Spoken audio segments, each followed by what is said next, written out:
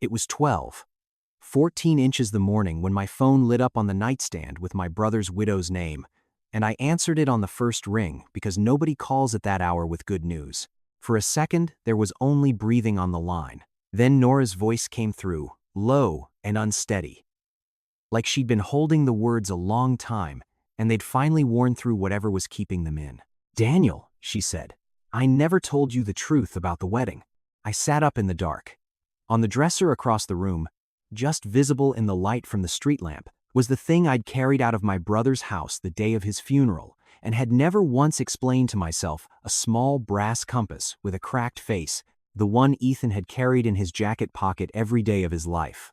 I'd slipped it into my own coat at the reception, and I'd kept it on that dresser for 2 years, and I had never told a single soul I had it.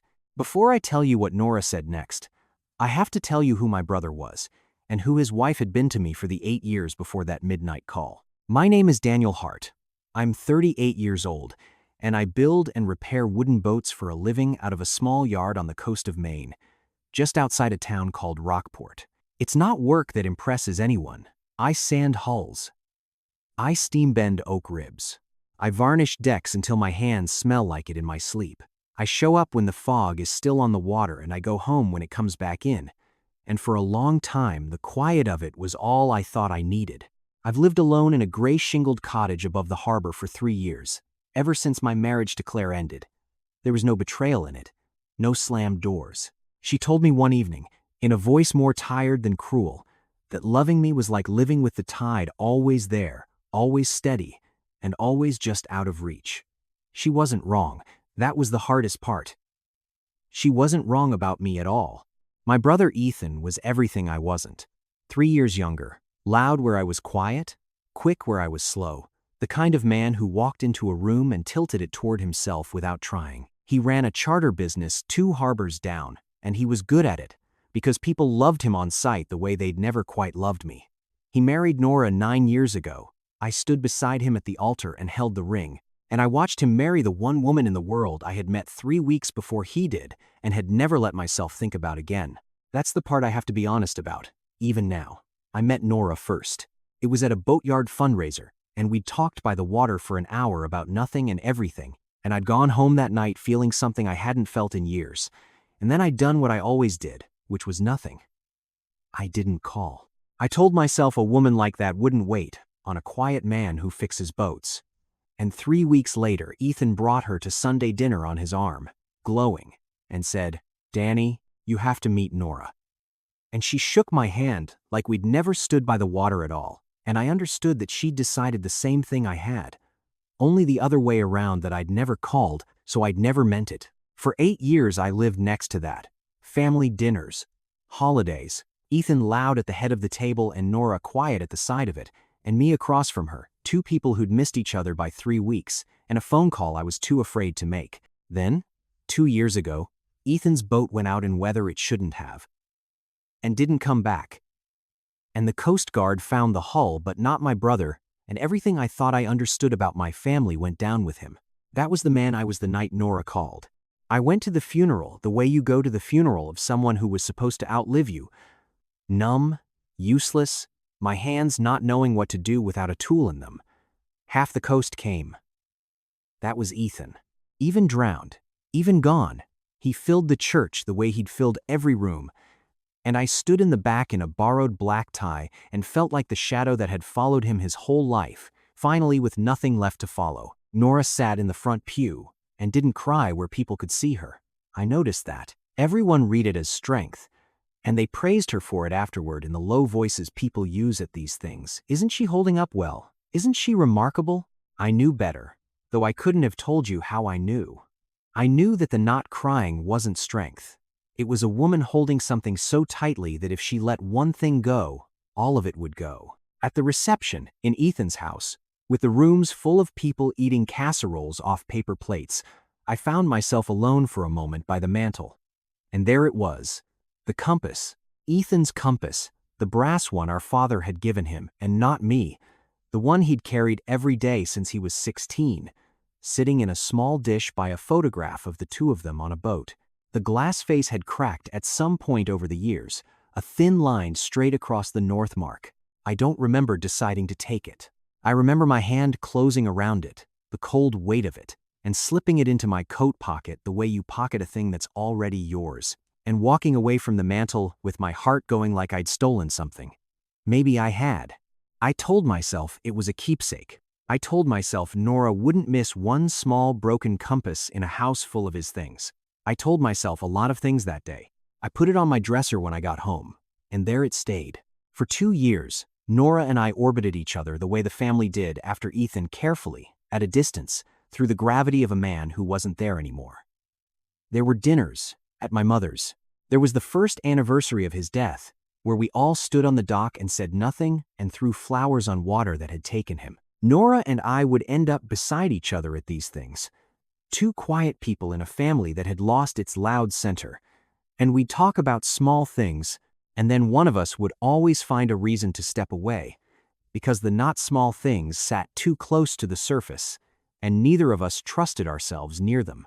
She ran Ethan's charter business after he died. Everyone assumed she'd sell it. She didn't. She learned the boats, the bookings, the radio, the weather, all the things Ethan had done in his sleep, and she'd never had to learn because he was alive to do them. I helped where I could. I kept his boats in repair, did the haul-outs, fixed what the salt and the seasons broke, and that was the one place we were easy with each other, in a boatyard with a hull between us, her handing me tools, the way she must have once handed them to him. I never asked her about the compass. She never mentioned it was gone. For 2 years, I assumed she hadn't noticed. That was the man I was when the phone rang at 12. 14 inches the morning. Daniel, she said, I never told you the truth about the wedding. I sat up in the dark. Nora. It's after midnight. Are you okay? Where are you? I'm at the house. I'm fine. I'm not. I'm not in any trouble. A breath. I couldn't sleep. I haven't been able to sleep for about 3 weeks. And tonight I figured out it's because there's a thing I've been carrying for 9 years, and I'm too tired to carry it anymore. And you're the only person I can set it down in front of. So I'm sorry it's midnight, but I need you to listen. And I need you not to say anything until I'm done. Can you do that?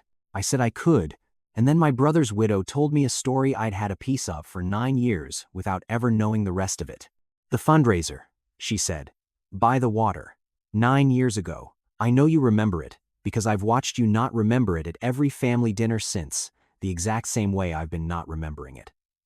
We talked for an hour, and I went home that night and I told my sister I'd met someone, and she asked if you'd asked for my number. And I said no, but you would. I was so sure you would, Daniel. I waited 3 weeks, and you never called. The dark in my room felt very large. And then your brother came into the cafe where I worked, she said. And he was so sure of everything. The way you weren't. And he asked me out before he even ordered. And I said yes. I want you to understand why I said yes. I said yes because you hadn't called, and because being chosen so loudly felt like the opposite of being not chosen quietly. I married the loud version of the thing I'd wanted from the quiet one. I'm not proud of it, but I was 26 and I was tired of waiting on a man who wouldn't pick up a phone, and Ethan never made me wait for anything in his life. Nora, you said you'd let me finish. I let her finish. I loved him, she said, and her voice held steady on it, which was how I knew it was true. I want you to hear that, because it matters and because you'll spend the rest of this not believing it if I don't say it plainly. I loved Ethan. He was good to me. He was loud and he was careless sometimes, and he took the boat out in weather he shouldn't have because he never once in his life believed the water would dare to take him. But he was good to me, and I built a real marriage with him, and I grieved him like the wife I actually was. None of what I'm telling you is me saying I married the wrong brother. It's more complicated than that, and you're going to want to make it simple, and I need you not to. Okay, I said. The wedding, she said. The thing I never told you. At the wedding, during the reception, you came up to me when Ethan was off being Ethan somewhere across the room, and you took my hand to congratulate me, and you held it about 2 seconds too long, and you said, "Do you remember what you said?" I didn't. I told her I didn't. You said, "He's lucky. I hope he knows it." And then you let go of my hand, and you went back to the bar, and you didn't look at me again for the rest of the night. And I stood there in my wedding dress, and I understood, 9 years too late, and 3 weeks too late, and a whole life too late, that you had felt it too. by the water, that it hadn't been nothing for you either, that you just didn't call. And I had just married your brother. Her breath caught. I have carried that for 9 years. Daniel, the knowing. I never told you I knew. I let us both keep pretending it had only been one-sided, because that was the only way any of us could sit at the same dinner table. But Ethan's gone now, and I'm so tired of the pretending, and I had to tell one true thing to one person before I lost my mind. So, there it is. That's the truth about the wedding. I knew, I've always known. The room was silent. Down in the harbor, a buoy bell rang, far off, the way it does on a still night. I should have said something careful, something that protected both of us. Instead, I told her the one true thing I had, the thing that had been sitting on my dresser for 2 years. I have his compass, I said. A pause. What? At the funeral, the reception, the brass compass with the cracked face, the one Dad gave him. It was on the mantel, and I took it, and I've had it on my dresser for 2 years, and I never told anyone, and I never once let myself ask why I couldn't put it back. I think Nora, I think I took it because it was the one thing of his I could keep that nobody would ask me about. And I think I've spent 2 years drinking my coffee in the morning, looking at it the same way I spent 8 years sitting across a table from you. Not letting myself ask the question. The line was quiet for a long time. You took his compass, she said softly. It wasn't an accusation, it was almost relief. Like one more thing she'd been holding had finally been set down beside hers. I noticed it was gone the week after the funeral. I never said anything. I think part of me knew it was you. I think part of me was glad. We didn't say anything for a while after that. We just stayed on the line. 2 quiet people 3 harbors apart in the middle of the night, breathing. The way we'd stood by that water 9 years before. Finally, she said, I'm not asking you for anything, Daniel. I want to be clear about that. I'm a widow. You're his brother. The whole family is still standing in the crater Ethan left, and I'm not calling to start something. I'm calling because I couldn't be the only one awake at midnight holding the truth anymore. That's all. I just needed you to be holding it too. I know, I said. I've been holding it for 9 years. I just didn't have the compass to point at it until now.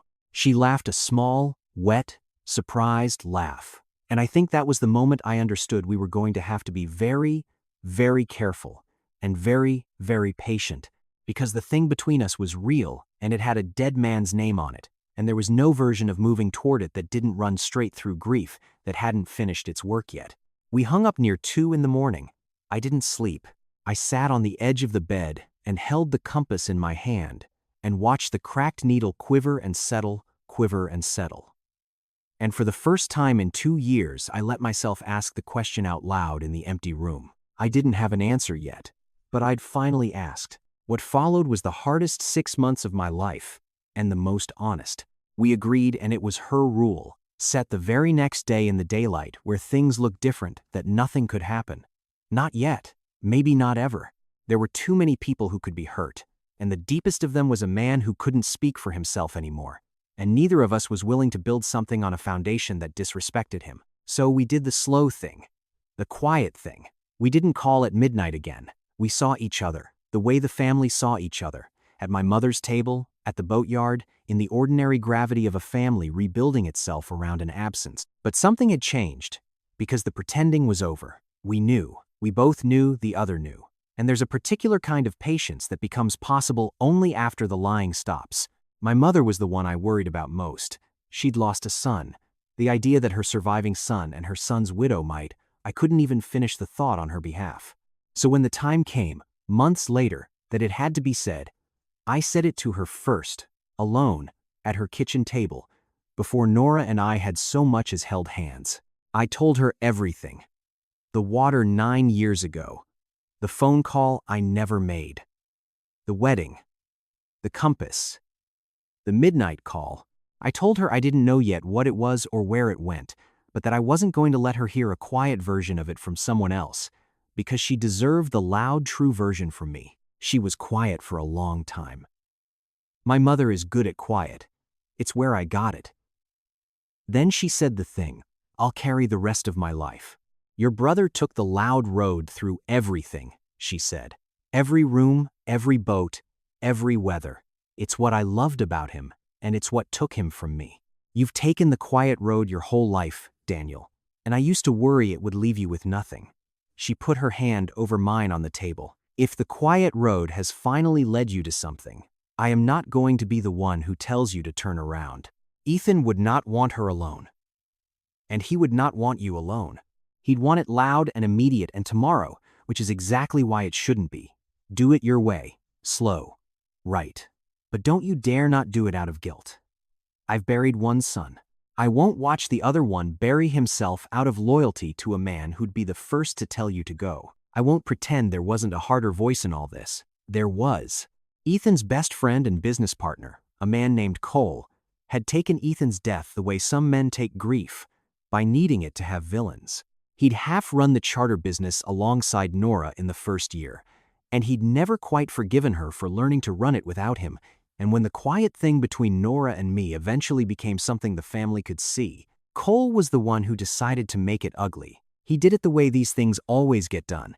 He took the true parts and wrapped them in a lie. He told people I'd always wanted her. True. He told people I'd taken Ethan's compass from his own mantel at his own funeral. True and devastating out loud, the kind of true that sounds like guilt. And then he wrapped those true things in the lie.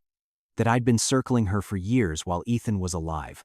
That I'd been waiting for the water to take my brother so I could move into his life, his business, his bed. That the quiet one had been a vulture the whole time. It nearly worked. That's the thing about a lie built on true bricks. It stands up. Some of the family pulled back. There were a couple of cousins who still don't speak to me. For a while, I wondered if Cole was right in the only way that mattered. If wanting a thing and finally taking it were really so different. If the compass on my dresser made me exactly what he said I was. It was Nora who ended it. And she ended it the way I never could have. Because she's braver out loud than I'll ever be. She stood up at a family gathering Ethan's birthday, the first one we marked after the truth came out, and she said it to the whole room, with Cole standing right there. Daniel took Ethan's compass from the mantel at the funeral, she said, and he kept it for 2 years and never told anyone. And Cole wants you to believe that makes him a thief and a liar who was waiting for my husband to die. Her voice didn't shake. Here's what it actually makes him.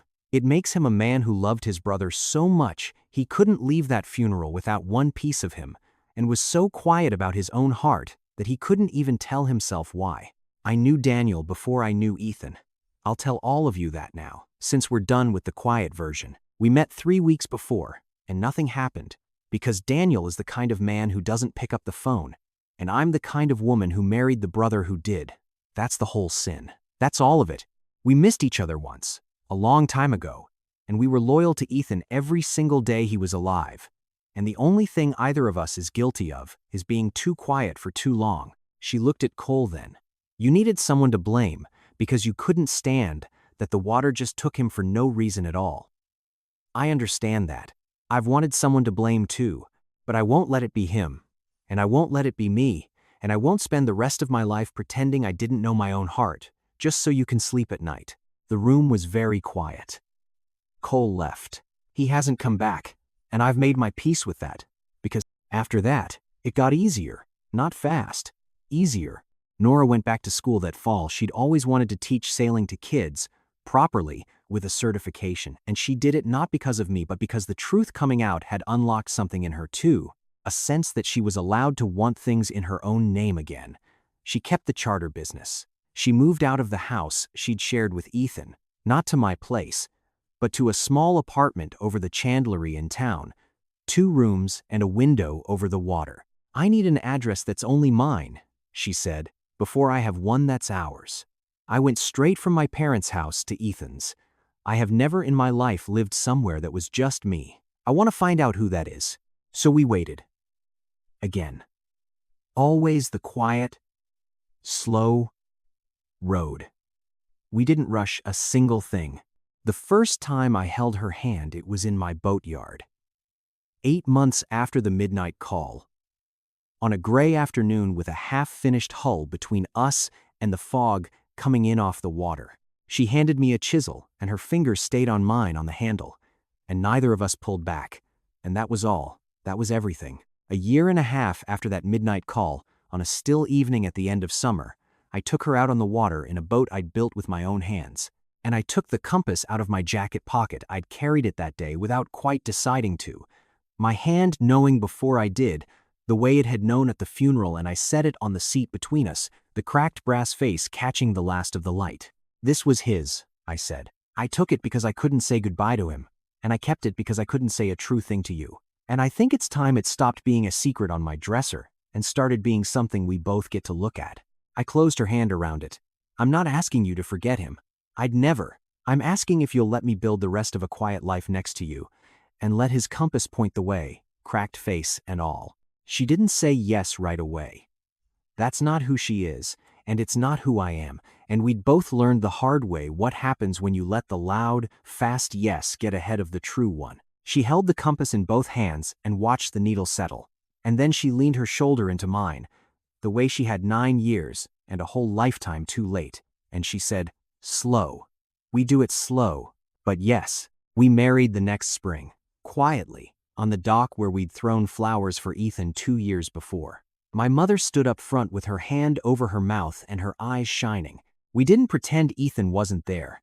We said his name in the ceremony, out loud, both of us, because the only way through a thing like ours was to keep refusing to lie about any of it ever again. On the small table where people signed the book, beside a jar of beach roses, I set the brass compass with the cracked face, pointing north.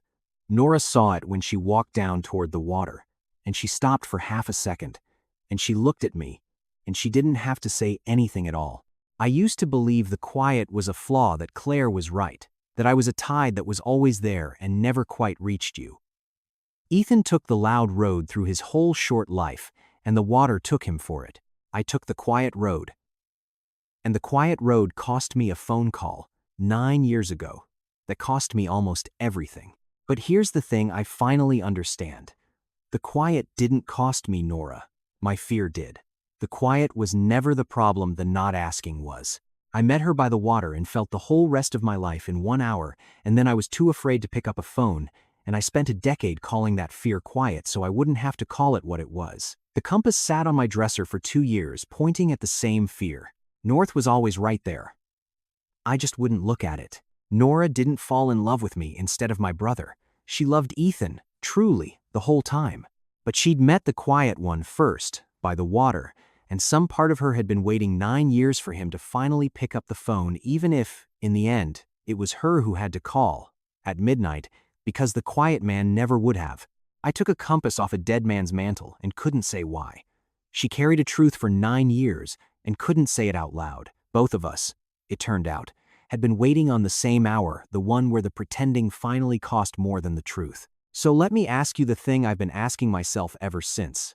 Is there a compass on your dresser, some small thing you carried home and could never explain and never let yourself ask why you kept?